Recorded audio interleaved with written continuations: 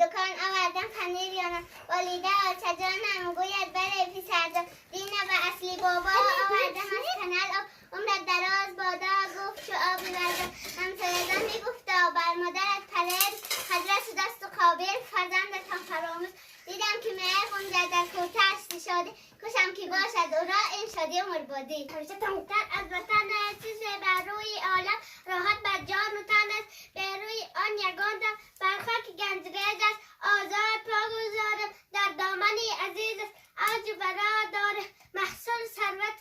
محصول ثروتی اقبال شهرتی من اقبال شهرتی آن از ملک خود به دنیا ما افتخار داره در پهنه از صرافا واق و بهار آلی سامان آلی تاجیک اختری خوشفاری تاجیک گوهره از بحری سامان دولتی نوبالی تاجیک آلی سامان اختری موشق زمین تو سرگذشتی دلنواز و دلنشین تو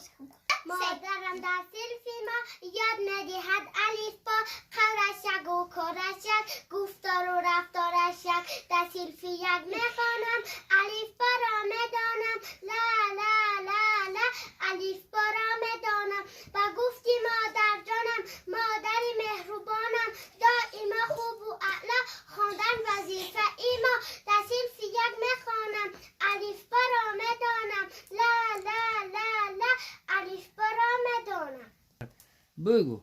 مادر گفتا شکرانه دخترکم کلان شد بر رو به چین خانه به من یاری رسان شد خانه ها را مهر بر دیگ و طبق میشوید به مهمانم با تعظیم خوش آمدد میگوید پای افضل مهمان را میگیرد از پیشیدن آنگاه خودش میکند تازه و لطعی تر آبی صافت بارو بشویم در مغزارت پودی نبویم در سبزه زارت بازی نمایم گلها بچیده شادی نمایم در روی آبت زورق چرانه همراه با تو ترانه خوانم ترانه خوانم در سبزه زارت بازی نمایم گلها بچیده شادی نمایم دوری گرانی شیرین بیانی خوش از جامی زبانی تاجیک در این فهم چو شمس تابان هستی درخشان زبانی تاجیک عجب شیرینی اصل برینی بدل خرینی زبانی تاجیک چو لفظ جامی شعر نظامی هستی گرامی زبانی تاجیک پرچه فرسنگی ماجیل ور شادی فیزان سردارم ام تحتی تو ای رهنما رنگی بسا صلحی تو لائق سر گفت دفاعی وطن است آمیدی بختی نگو رنگی سفید خوشاحتی چون صبحی صفا مثل دلی تاج کرد روشن آیی رسان سب چون تازه بها پی خوشه و بها منزل آبادی ما سلطه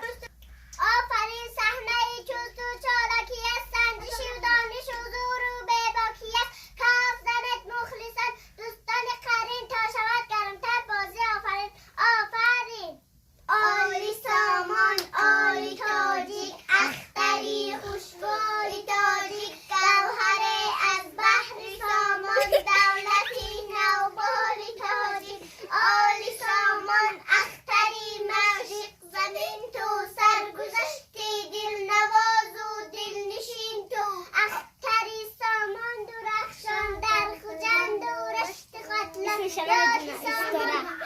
شیرین در خجند و در حصار و در بدخشان سرگذشتی ماهواره می شود روشن دوباره آل سامان